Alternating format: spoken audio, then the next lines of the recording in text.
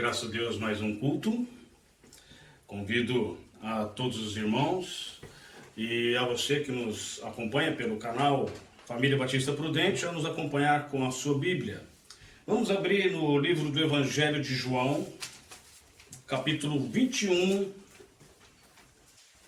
15 ao 17. Vamos utilizar esta pequena passagem como texto base para a nossa mensagem nesta noite.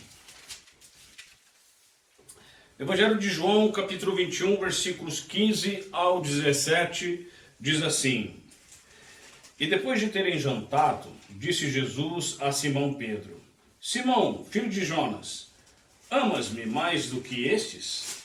E ele respondeu: Sim, Senhor, tu sabes que eu te amo. Disse-lhe: Apacenta os meus cordeiros. Tornou a dizer-lhe segunda vez: Simão, filho de Jonas, amas-me? Disse-lhe: Sim, Senhor, tu sabes que te amo. Disse-lhes: Apacenta as minhas ovelhas. Disse-lhe terceira vez: Simão, filho de Jonas, amas-me? Simão entristeceu-se por lhe ter dito terceira vez: Amas-me? E disse-lhe: Senhor, tu sabes tudo. Tu sabes que eu te amo. Jesus disse-lhe: Apacenta as minhas ovelhas. Lembrando um pouco sobre uma de nossas mensagens a respeito das marcas de Cristo, vem à memória aqui algo que nós vimos que Paulo falou aos irmãos da igreja da região da Galácia. Quando ele diz que ele trazia em si mesmo as marcas do Senhor Jesus. E se voltarmos um pouco aqui na história de Pedro, nós chegaremos à conclusão, ao final de uma análise da sua vida, que Pedro também poderia dizer o mesmo que Paulo. Esse texto aqui trata da terceira vez em que Jesus aparece para os seus discípulos, depois da sua ressurreição. E após o jantar, como nós vemos aqui o versículo 15, após o jantar, Jesus fala a mesma coisa com Pedro 3 vezes, o que causa a Pedro uma tristeza imensa, justamente pelo fato dele se lembrar das 3 vezes em que ele negou a Cristo na noite em que o nosso Senhor Jesus foi preso. Marca essa que com certeza ficou na mente de Pedro e Pedro carregou por toda a sua vida, a ponto de chegar no momento da sua morte, em que ele foi condenado a ser também crucificado como Jesus, e ele diz: eu não sou digno de morrer como meu Senhor. Então aqueles homens que o mataram disseram: você não quer morrer com Jesus? Então tá bom, então nós vamos fazer diferente. Crucificaram Pedro de cabeça para baixo. O que eu gostaria aqui, nessa noite com os irmãos e com você que nos acompanha, é dar uma ênfase em que Cristo faz ao ordenar Pedro a apacentar as suas ovelhas. Vemos aqui que Jesus repete 3 vezes. Ele repete 3 vezes a mesma coisa, a mesma ordem. Pedro, mesmo tendo o ofício apostólico, que foi um ofício exclusivo. Exclusivo por quê, irmão Fábio? Porque esse ofício pertenceu somente a 12 homens. Foi um ofício limitado, ou seja, era só apenas para eles. não se estendeu para mais pessoas. E temporário, ou seja, só durante o tempo da vida desses homens. E também intransferível, ou seja, no momento em que eles morreram, acabou o ofício de apostolado. Mesmo ele exercendo, assim, como vamos falar diretamente, né, a respeito da pessoa, Pedro exercendo esse ofício do apostolado, ele também exerceu o ofício de pastor. E podemos dizer que o ministério de Pedro realmente foi marcante. E eu gostaria de tratar nessa noite, mais uma vez, dando continuidade à mensagem passada, a mensagem anterior, né? Um ministério marcante, parte 2. Amém? Vamos orar? Santíssimo Deus e amado Pai, graças te damos, Senhor, por estarmos aqui reunidos na tua casa para te servir, exaltar e bendizer o teu santo e excelso nome. Graças te damos pelo privilégio de poder aprender a tua palavra, por poder ouvir da tua palavra. Se com cada um de nós nessa noite, abrindo nossa mente, o nosso coração, nos dando entendimento, discernimento, crescimento por meio da tua palavra. Se comigo, Senhor, para que eu não fale ideias minhas ou filosofias humanas, mas que a tua palavra verdadeiramente seja pregada e anunciada nessa noite. É em nome de Jesus que eu lhe peço e desde já eu te louvo agradecido. Amém. Muito bem. Nós vamos ver alguns pontos a respeito do ministério marcante. Por que nós estamos falando isso? Que entramos aqui, nós vamos tratar um pouco aqui sobre a doutrina da igreja, né? Que acho que chamamos de eclesiologia. Dentro da doutrina da igreja, nós vemos que há o assunto dos ministérios, ministério pastoral, como nós vimos no estudo anterior, e o ministério diaconal. Vimos também sobre vida cristã. Todos nós podemos exercer simbolicamente o ofício de pastor. Quando nós damos a alguém uma palavra segundo as Escrituras, ensinamos alguém algo bíblico, quando nós levamos a pessoa para um bom caminho, nós estamos fazendo o papel de um pastor. Embora não sejamos pastores, mas exercemos esse ofício, colocamos em prática esse ofício. Então, falando a respeito do pastor, nós vimos aí sobre o significado da palavra pastor e agora nós vamos ver, primeiro ponto, o uso da palavra pastor na Bíblia. Onde nós podemos ver o uso, como que nós podemos ver? Então eu dividi aqui em duas partes, o Velho Testamento e o Novo Testamento. Nós não vamos observar nessa noite todas as passagens que contém, há muitas passagens, mas só para os irmãos terem uma noção do que a Bíblia fala a respeito da palavra pastor. Então, primeira passagem, Gênesis. Vamos lá, Gênesis capítulo 4, logo no início da Bíblia, Gênesis capítulo 4,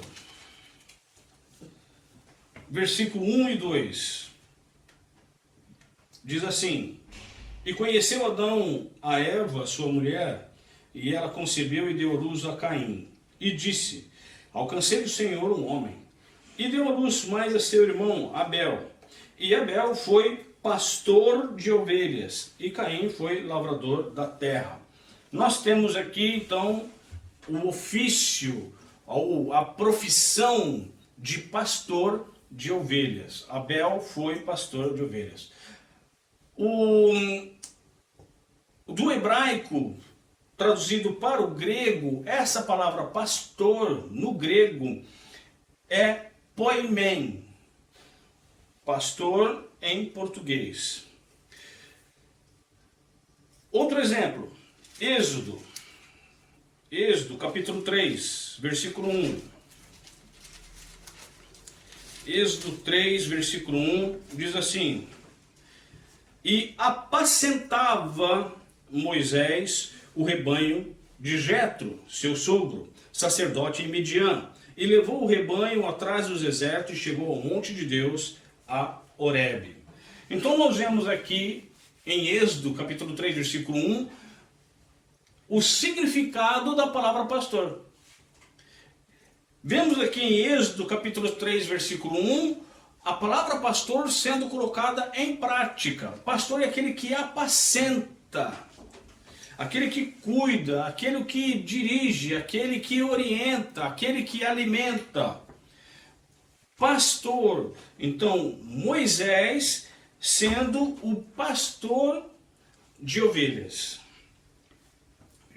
Temos também aqui, podemos citar, dois exemplos de homens que foram pastores também no Velho Testamento. Homens muito bem conhecidos nossos. Quem são eles? Jacó e Davi. No Novo Testamento, nós temos também exemplos. Vamos lá dar uma olhada.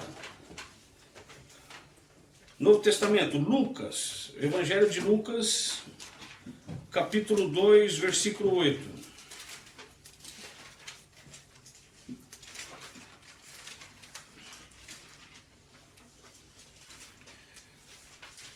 Lucas, capítulo 2, versículo 8. Diz assim: Ora, havia naquela mesma comarca pastores que estavam no campo e guardavam durante as vigílias da noite o seu rebanho. Estes pastores, aqui está uma parte da citação do nascimento de Jesus. Então, havia naquela mesma comarca, ou seja, naquela região, na região de Belém, onde Jesus nasceu, alguns pastores. E eles estavam à noite, vigiando, estavam guardando, está escrito aqui, ó, e guardavam durante as vigílias, estavam cuidando, observando. Nota uma coisa interessante, durante as vigílias da noite, só para fazer uma observação, esta é uma prova bíblica de que Jesus não nasceu no dia 25 de dezembro. Muito menos próximo a esta data. Justamente por se tratar do período do inverno. Pois o inverno e o outono no hemisfério norte é nessa altura do ano, de outubro, novembro, dezembro, janeiro. É uma época fria. Na região de Israel, lá na região de Belém, chove muito, faz muito frio durante a noite. E não há condições climáticas para que os pastores ou os homens passem a noite guardando e observando ou cuidando do rebanho. Muito bem. Observação deixada de lado, vamos a um outro exemplo no Novo Testamento. Então, nós temos aqui em Lucas o mesmo exemplo que nós vemos lá no Velho Testamento. Uma coisa interessante, no Velho Testamento, nós só vamos encontrar passagens relacionadas a pastor, referente a rebanho mesmo, a profissão de pastor. Agora, outro tipo de uso no Novo Testamento, 1 Pedro, primeira carta do apóstolo Pedro, lá no final da sua Bíblia, 1 Pedro, capítulo 5, versículo 4. 1 Pedro 5, 4, diz assim: E quando aparecer o sumo, o que está escrito aí? O sumo pastor alcançareis a incorruptível coroa da glória. Pedro está fazendo aqui uma exortação aos pastores, chamando a atenção desses pastores ao cuidado das ovelhas, ao cuidado do rebanho de Deus, porque quando vier o sumo pastor, quem que é o sumo pastor? O que seria um sumo pastor? O sumo pastor seria um pastor-chefe, um pastor gerente. Nesse caso aqui está falando de quem que é o pastor-chefe? Cristo. Então Pedro está falando a respeito da volta de Cristo, da vinda de Cristo. Então vemos aqui Pedro mostrando Jesus como sendo o chefe dos pastores, o pastor dos pastores. No Novo Testamento, nós vamos encontrar 3 tipos de palavras que são citadas e que têm o mesmo significado. Uma é presbítero, a outra é bispo e a outra ancião. Essas 3 palavras possuem a mesma aplicação de pastor. Algumas organizações religiosas colocam esses nomes como sendo uma hierarquia dentro das suas organizações. Mas aqui não há nada de hierarquia. A Bíblia não ensina hierarquia. Não existe hierarquia na igreja. Então vamos lá ao significado de cada uma delas. Primeira, presbítero. A palavra presbítero vem do grego presbúteros. Ainda aí em 1 Pedro, capítulo 5, versículo 1, olha aí. Quem? O que está escrito aí? Aos presbíteros, exatamente isso. Que estão entre vós. Admoesto eu, ou seja, eu chamo atenção, que sou também presbítero com eles. Olha só, então Pedro está falando aos pastores que estão aí no meio de vós. Eu chamo a atenção de vocês, porque eu também sou pastor, é o que Pedro está falando. E testemunha das aflições de Cristo, e participante da glória que se há de revelar. Segunda palavra, bispo. A palavra bispo vem do grego episcopos, que quer dizer o quê? Um supervisor ou um superintendente. Onde nós podemos ver essa palavra? Vamos lá, Atos, capítulo 20, versículo 28. Atos 20, 28.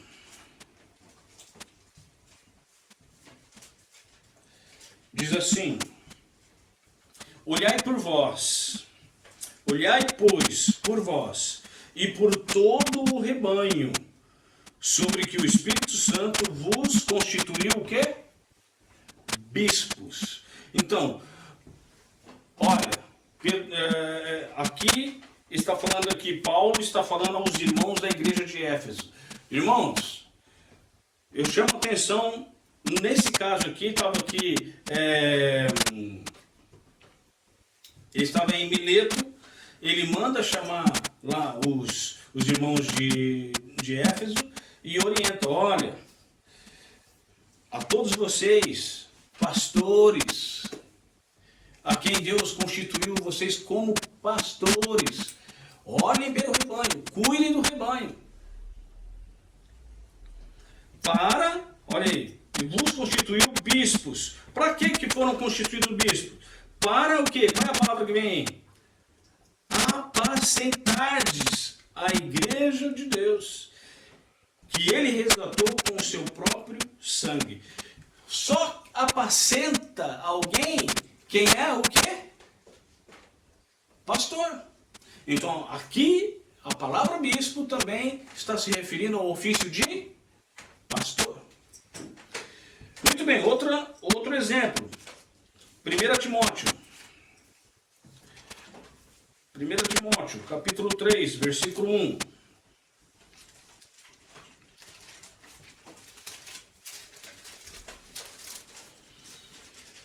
1 Timóteo capítulo 3, versículo 1 diz assim: Esta é uma palavra fiel.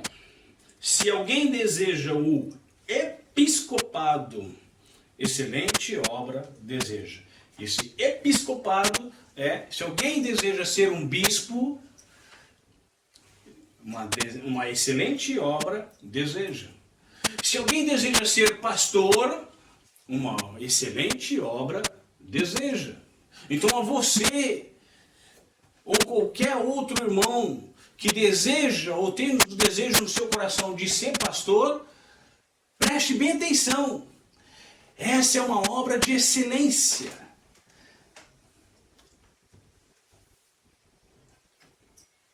A outra palavra, a terceira palavra, anciãos.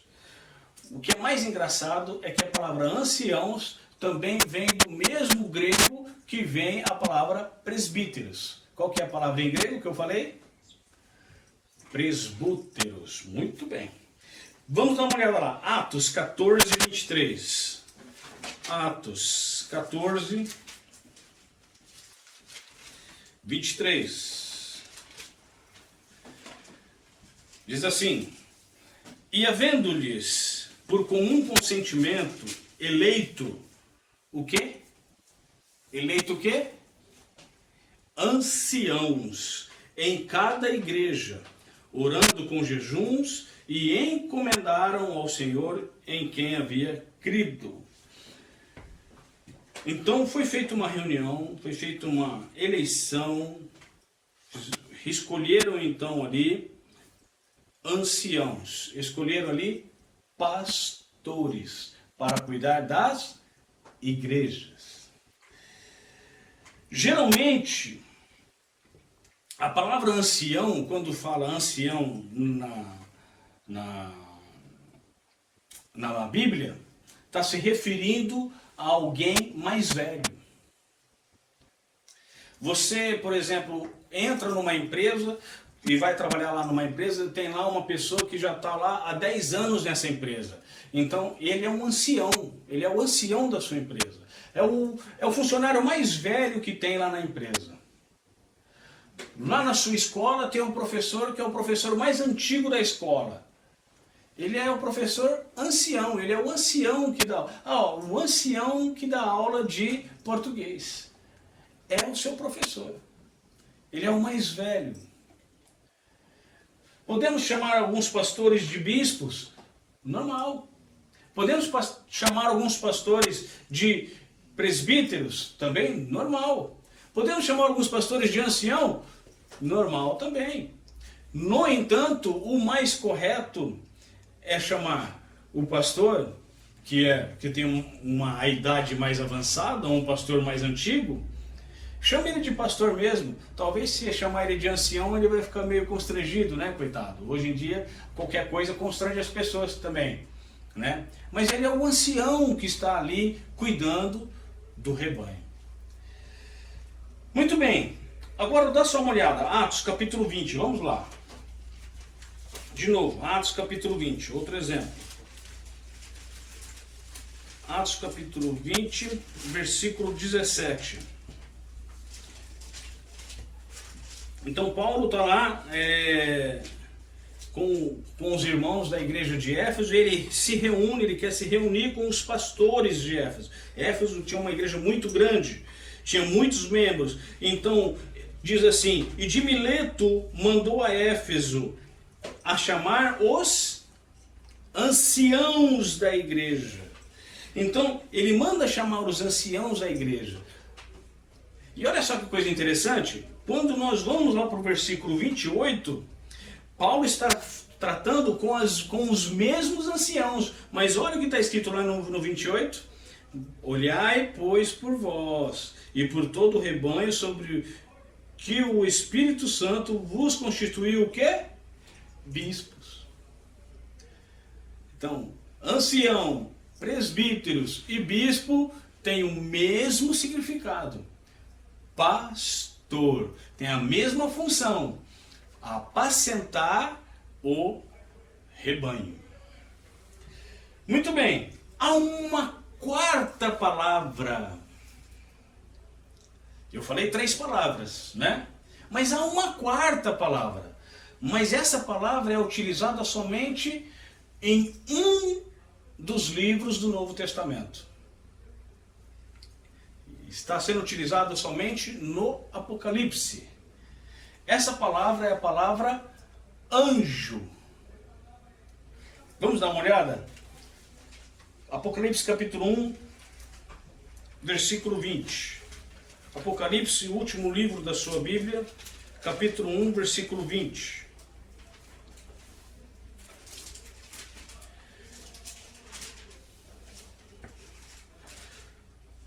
João tem uma visão, né? E só para que os irmãos possam compreender um pouco, eu vou começar a ler a partir do versículo 9.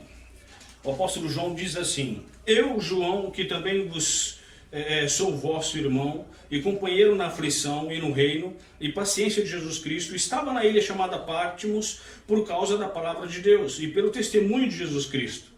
E fui arrebatado no Espírito no dia do Senhor, e ouvi de trás de mim uma grande voz como de trombeta que dizia: Eu sou o Alfa e o Ômega, o primeiro e o derradeiro, e o que vês, escreve num livro e envia aonde? As 7 igrejas que estão na Ásia. Quais igrejas eram? A igreja de Éfeso, Esmirna, Pérgamo, Tiatira, Sardes, Filadélfia e Laodiceia. Então Jesus aparece para o apóstolo João e diz para ele: olha, João, a visão que você vai ter agora, escreva tudo num livro. Escreva aí 7 cartas. Essas 7 cartas você vai enviar para cada uma das igrejas da Ásia. Essas igrejas da Ásia, só para que vocês possam compreender, foram cartas literais. Essas cartas verdadeiramente existiram. Essas cartas verdadeiramente foram enviadas a essas igrejas naquela época. Aquelas igrejas estavam passando exatamente por aquelas situações. No entanto, essas 7 igrejas também existem hoje no mundo. São 7 tipos de igrejas. Não existe igreja diferente dessas 7 igrejas que nós encontramos no livro de Apocalipse. Hoje, em todo o mundo existem existem estes 7 tipos de igrejas. Muito bem, agora olha lá, versículo 20. O mistério das 7 estrelas que viste na minha destra e dos 7 castiçais de ouro. As 7 estrelas são os 7 anjos das 7 igrejas. E os 7 castiçais que viste são as 7 igrejas. Então, esses anjos são os pastores daquelas devidas igrejas. Você já viu o termo assim, alguém usar o termo e falar assim: nossa, o fulano foi um anjo que passou na minha vida. Geralmente quando a pessoa fala assim é porque aquela pessoa fez algo de bom para ela. Olha, aquela professora foi um anjo que apareceu para mim na minha vida naquele ano. Nossa, aquela professora realmente me ajudou, me ensinou como é que ler, escrever, a entender a matéria. A mesma coisa, um pastor, um ministério marcante de um pastor, o rebanho tem que olhar para esse pastor como ele sendo um anjo. Nossa, aquele pastor é um anjo que cuida dos irmãos.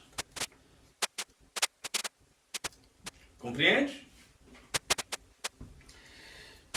E se nós formos olhar aqui, nós vamos ver, por exemplo, no capítulo 2, versículo 1, escreve ao anjo da igreja de Éfeso. Depois, no versículo 8, ao anjo da igreja de Esmirna. Ou seja, então, a carta é enviada para o responsável da igreja. Quem está à frente da igreja. Quem está à frente do rebanho. Quem está cuidando do rebanho. Quem é responsável em tratar do rebanho.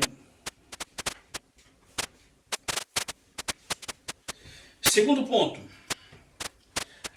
Irmão Fábio, nós estamos falando aí de pastor, essas coisas todas, pronto, já consegui entender, né? Existem aí realmente algumas palavras que estão na Bíblia que todos têm o mesmo sentido, o mesmo significado, fazem as mesmas coisas.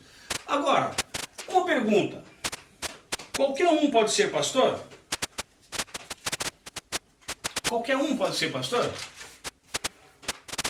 A resposta é simples, bem simples. Sim. Não.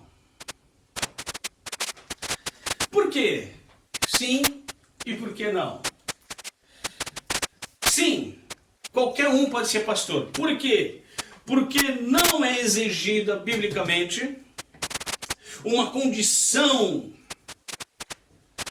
ou seja, não é exigido pela Bíblia que ele tem que pertencer a uma determinada classe social. Não é exigido pela palavra de Deus que ele tenha uma certa estatura. Ou que ele seja forte.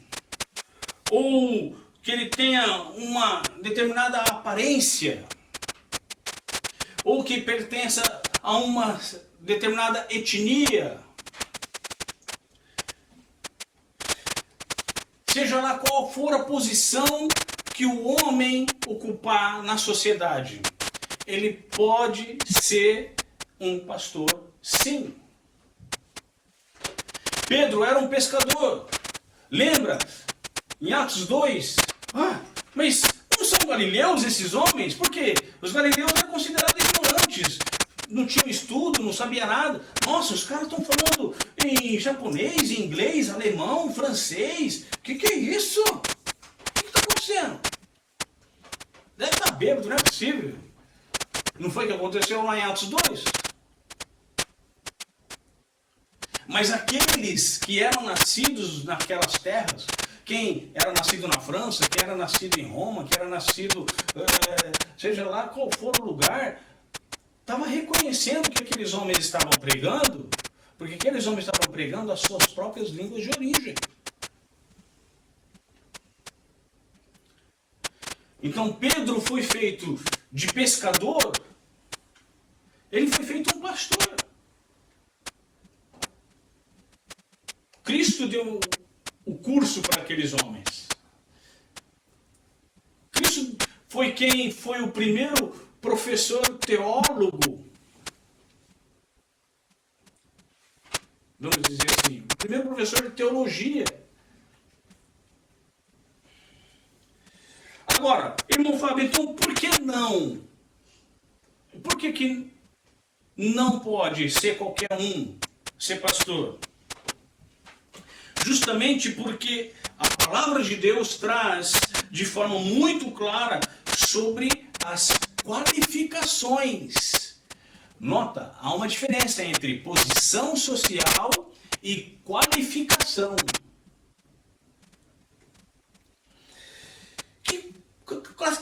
Qualificação para quê, irmão Fábio? Qualificação para ser um pastor. Por quê? Porque, como nós já dizemos agora há pouco, se trata de uma obra de excelência. Ou seja, não basta ter vontade de ser pastor. É preciso ter as qualificações. 1 Timóteo, capítulo 3, versículo 1. Dá só uma olhada lá. 1 Timóteo, capítulo 3, versículo 1. Mais uma vez. Esta é uma palavra fiel. Se alguém deseja o episcopado, se alguém deseja ser pastor, se alguém deseja ser presbítero, se alguém deseja ser ancião, Se alguém deseja ser um anjo da igreja, depois da vírgula está escrito o quê? Excelente obra deseja. Terceiro ponto. Quais são, então, as qualificações para ser um pastor? Vamos dar uma olhada. Estamos aí já em 1 Timóteo capítulo 3. Continuando aí, versículo 2. O que é necessário para ser o pastor? Vamos lá, versículo 2. É necessário, pois, que o bispo seja irrepreensível, marido de uma mulher, vigilante, sóbrio, honesto, hospitaleiro, apto para ensinar, não dado ao vinho, não espancador, não cobiçoso de torpe ganância. Vamos dar uma pausa. O que é cobiçoso de torpe ganância? É aquele que pensa no seu bolso. Um pastor não pode ser ganancioso. Não, eu vou fazer assim, eu vou pregar assim, eu vou ensinar assim, porque eu vou ganhar alguma coisa com isso. Isso é ser cobiçoso de torpe ganância. Mas moderado, não contencioso. O que é contencioso?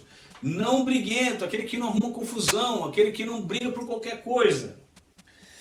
Não avarento. O que é uma pessoa avarenta? Uma pessoa avarenta é uma pessoa obcecada pelo dinheiro.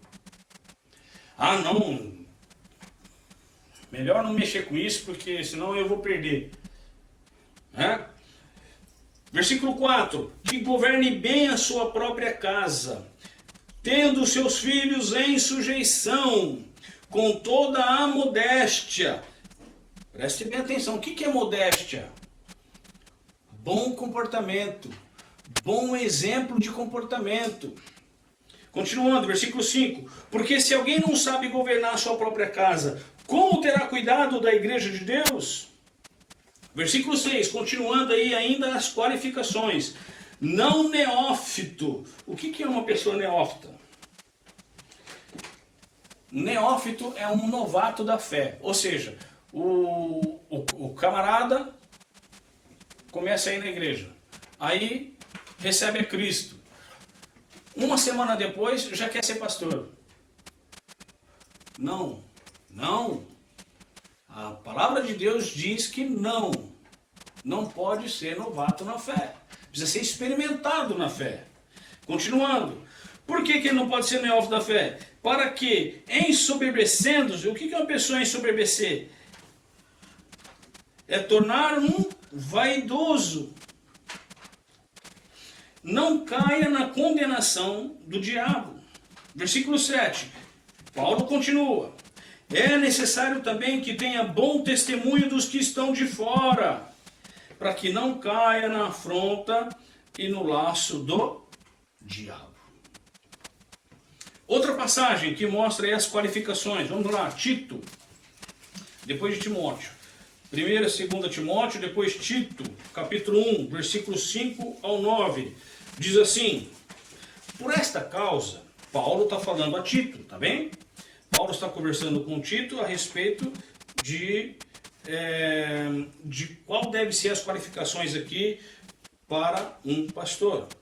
Por esta causa te deixei em Creta, para que pusesses em boa ordem as coisas que ainda restam, e de cidade em cidade estabeleceste o quê? Presbíteros ou pastores, como já te mandei. Versículo 6. Quem? Aquele que for irrepreensível, olha mais uma vez aí, marido de uma mulher, que tenha filhos fiéis, que não possam ser acusados de dissolução, nem são desobedientes. Olha, vamos abrir aqui um parênteses. E vamos dar uma pausa. Lá em Timóteo, Paulo está falando que tenham filhos em sujeição. Aqui, Paulo põe mais um pontinho na questão dos filhos do pastor. que os filhos desse pastor sejam fiéis. No entanto, alguns levam ao extremo de que os filhos do pastor têm que ser salvos. Agora eu pergunto, como é que nós vamos escolher um pastor para ser da igreja? O anjo da igreja? Um homem para ser pastor da igreja? Sendo que ele é um recém-casado. Ele ainda não tem filhos. O filho não nasceu, o filho ainda não conheceu, ainda não ouviu a palavra. Então, é óbvio que não se encaixa no termo salvação. No entanto, como eu já conheci casos, houve e há muitos casos de pastores que têm filhos não salvos, porém os filhos são fiéis aos pais. São obedientes aos pais. E Paulo continua aqui, que não possam ser acusados de dissolução, nem são desobedientes. Continuando, versículo 7. Porque é necessário que o bispo, olha só, o uso das palavras. No versículo 9 está estabelecer presbíteros. Aqui no versículo 7 está falando o quê? Bispo.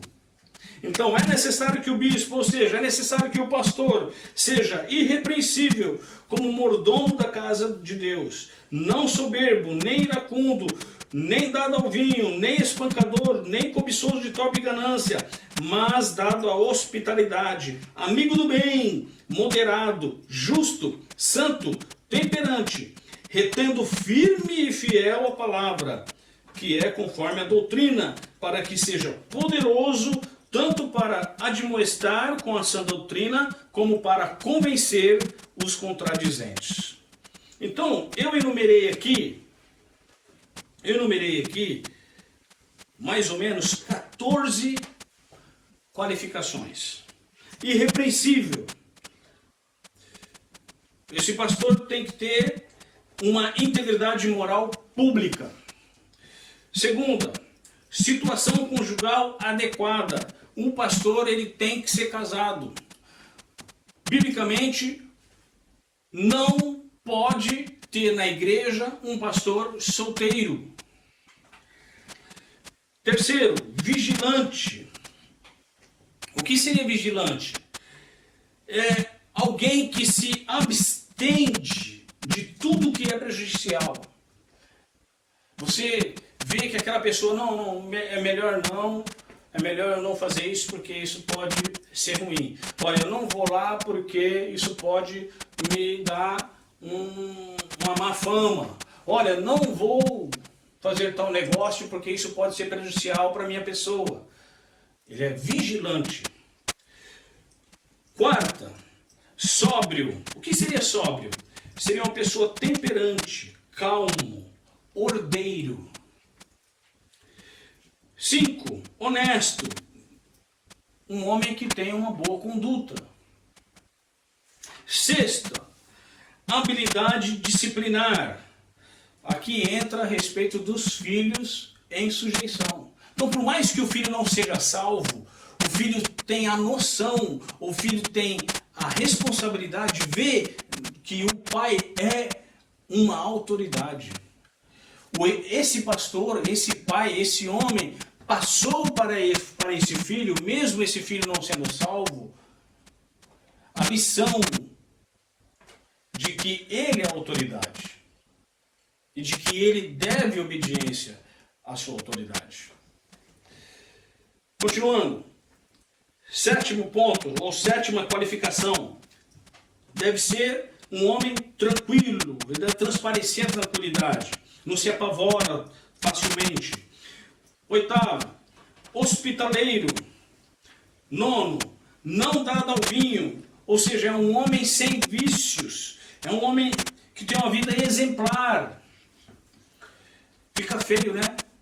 Um pastor, né, pegar uma bolsinha, uma sacolinha, ninguém precisa ver, né? Vai lá no bar ou no mercado, pede lá a sua cervejinha e põe na bolsinha e vai embora. Ah, mas o dono do bar sabe. Aqueles que estavam bebendo ali no balcão sabem. Ele é pastor, ó. Eu nunca vi ele bêbado. Mas ele toma uma cervejinha.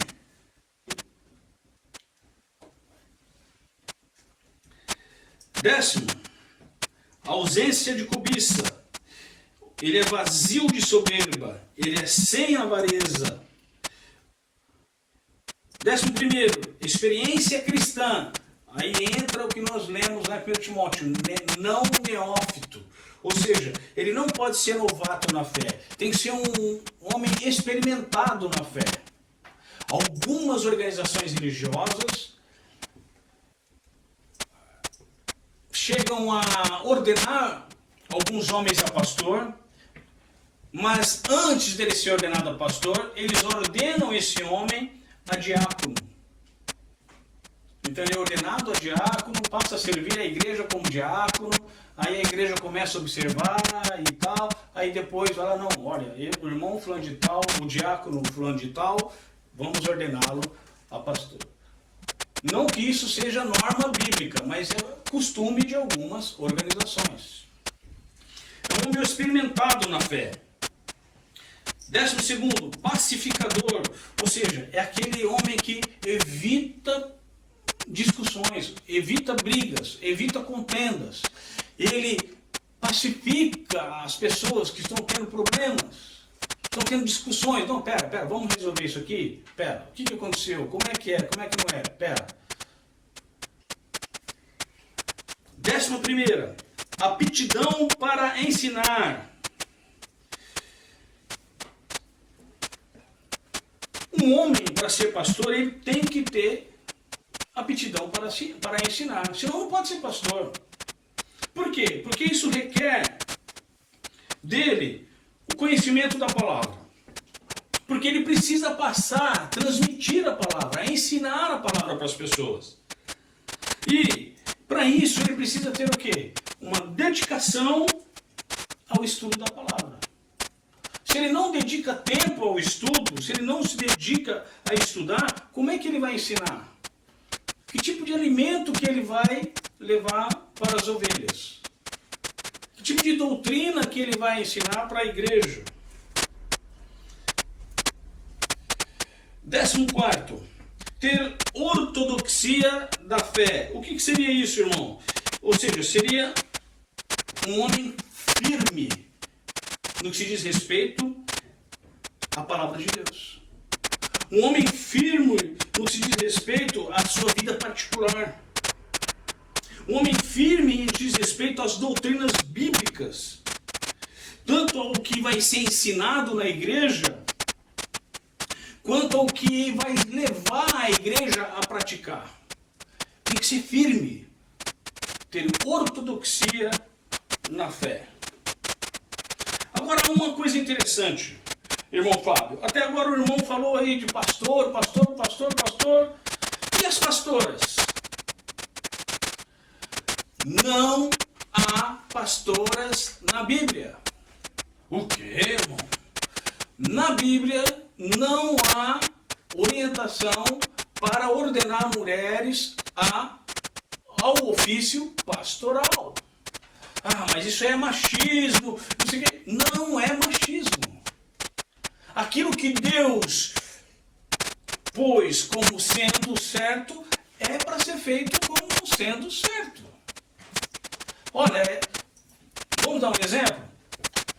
Deus vira para Noé e fala: Noé, você vai fazer aí uma arca aí, porque eu vou fazer chover, e é o seguinte, você vai fazer aí essa arca de um tipo de madeira. Que tipo de madeira que é essa? Gofer. Muito bem. Aí Noé fala: mas Senhor, eu não posso fazer lá um detalhe lá com peroba, ou com eucalipto, ou com cedrilho, fazer um trabalhinho diferente, tal, escrever lá Arca de Noé com cerejeira? Não pode. Não, mas a gente precisa aí, né, diversificar um pouco, né, dar um trabalho aí para essas mulheradas, não sei o quê. Não pode. Não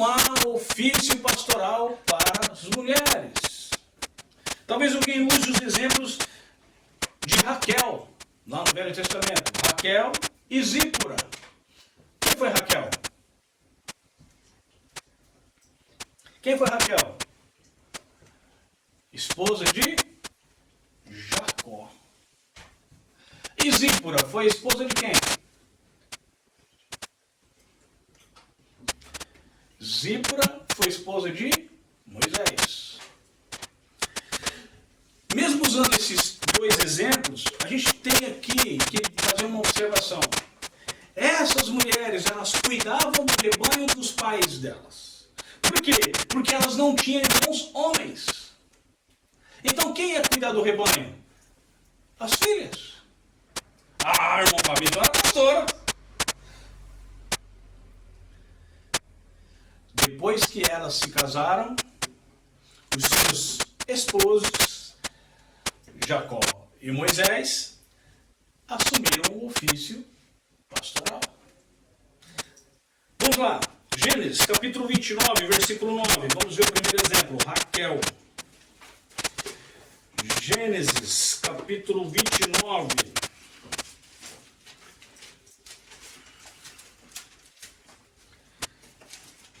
Gênesis, capítulo 29, versículo 9. Estando ele ainda falando com eles, ele quem? Jacó. Jacó chega até o poço de Arã e chega lá, né? Tem lá uma pedra em cima do poço e atrapalha. Então, os rebanhos daquela região, os proprietários dos rebanhos daquela região, se encontraram em um determinado horário do dia, justamente ali ao pé daquele poço, para que todos pudessem tirar aquela pedra e dar de beber para todos os rebanhos. Muito bem. Então, Jacó estava falando com aquelas pessoas que nem encontrou, e de repente, então, o que acontece? Veio Raquel, olha o que está escrito aí, versículo 9, veio Raquel com as ovelhas de seu pai, porque ela era pastora. Gênesis, capítulo 30, versículo 36, olha só, 30, versículo 36. E pôs 3 dias de caminho entre si e Jacó. E Jacó fazia o quê?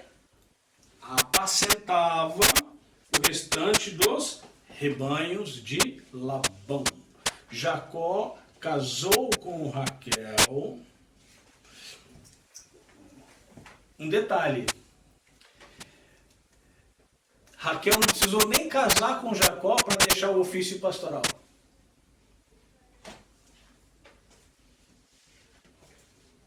Labão, quando reconheceu Jacó sendo filho de Isaac, seu parente, falou, não, de Isaac é filho do meu parente. Quem que era pai de Isaac? Abraão. Não, Abraão é meu parente. Ah, não, pera aí. Jacó, fica comigo. Onde é que... Não, fica aqui, você trabalha aqui, fica aqui com a gente e tal. Por quê? Jacó saiu corrido, saiu fugindo da presença do seu irmão Esaú, lembra? Não, fica aqui um tempo, você fica aqui na minha casa e tal, você tem de tudo aqui na minha casa. Então, a partir do momento em que Jacó passou a morar na casa de Labão, pai de Raquel, Raquel não precisou mais cuidar do rebanho de seu pai. Por quê? Passou a ter um homem. Depois então Jacó faz a proposta para Labão para casar com Raquel, é claro. Pois bem, outro exemplo, Êxodo capítulo 2, versículo 16, vamos lá. Êxodo capítulo 2.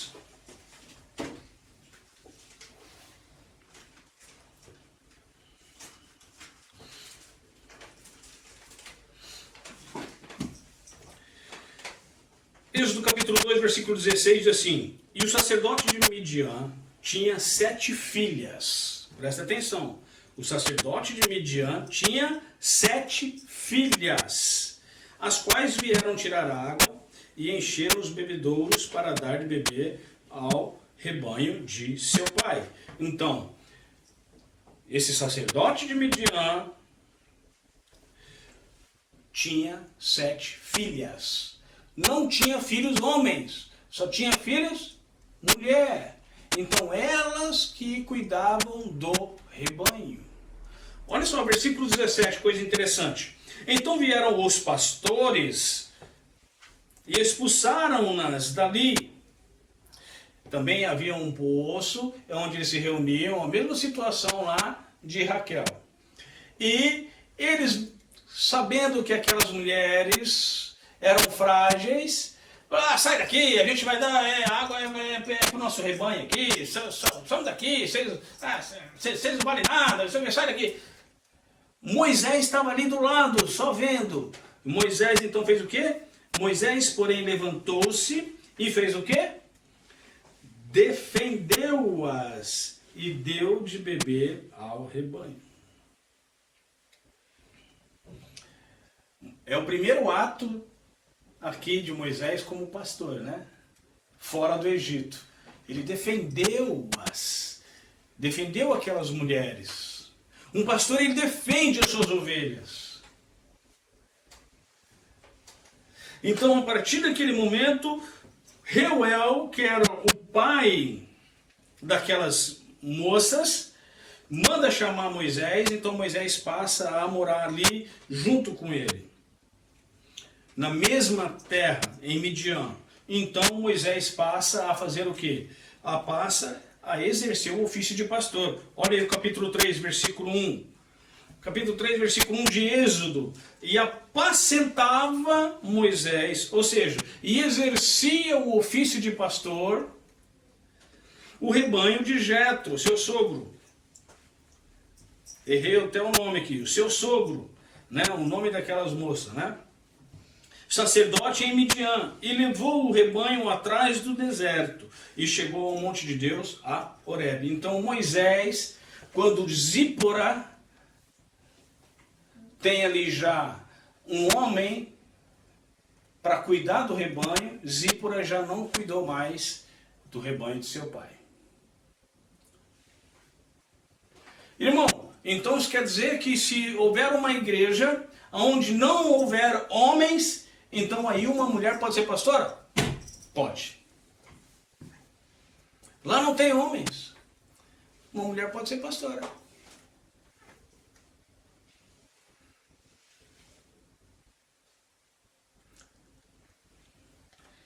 Ordenar uma mulher para o ofício pastoral é praticar o mesmo que fazer-se abominável. A prática do pastoral feminino é abominação aos olhos de Deus. Nossa, irmão, isso é muito pesado. Então vamos ver o que está escrito lá em Apocalipse. Apocalipse capítulo 2.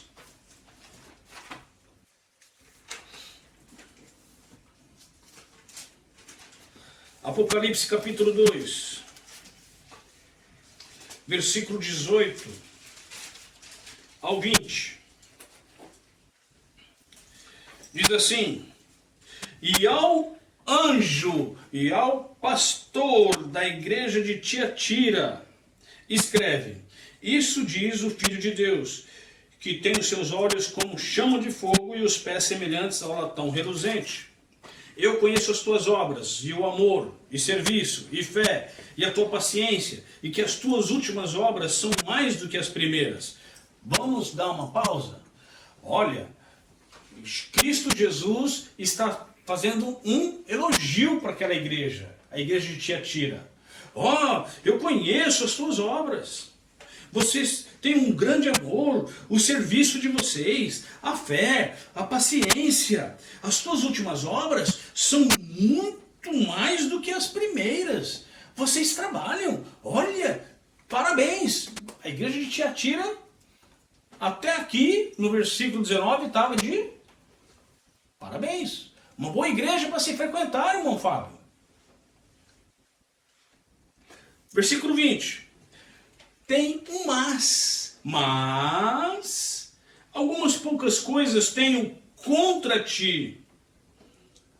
O que Jesus tinha contra a igreja de Tiatira? Que deixas Jezabel, mulher que se diz profetiza, ensinar e enganar os meus servos, para que forniquem e comam dos sacrifícios da idolatria. Irmão Fábio, mas lá na igreja onde eu vou, a pastora ela não prega coisa errada. Aqui está falando de fornicação, que está falando de comer sacrifícios, da idolatria. Lá na igreja não se faz sacrifício, lá na igreja não se faz idolatria. Ah, não se faz idolatria, não se prega doutrina errada. Então o que ela está fazendo como pastora?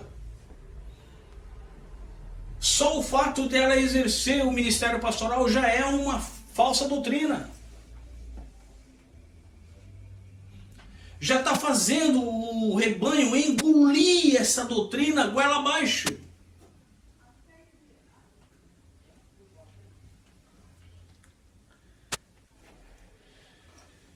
E infelizmente está cheio de igrejas de Tiatira espalhadas pelo mundo. Você tem uma igreja, ou melhor, você tem uma pastora na sua igreja?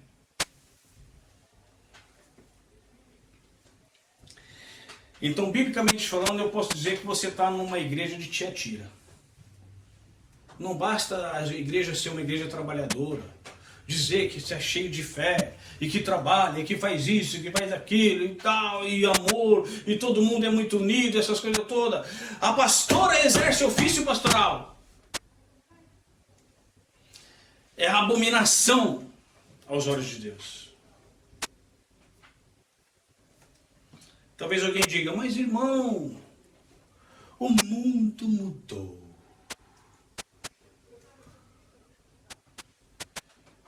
Nós estamos em pleno século XXI, irmão Fábio. Como pode isso? A palavra de Deus não muda. Deus é o mesmo ontem, foi mesmo ontem, é o mesmo hoje e será o mesmo amanhã.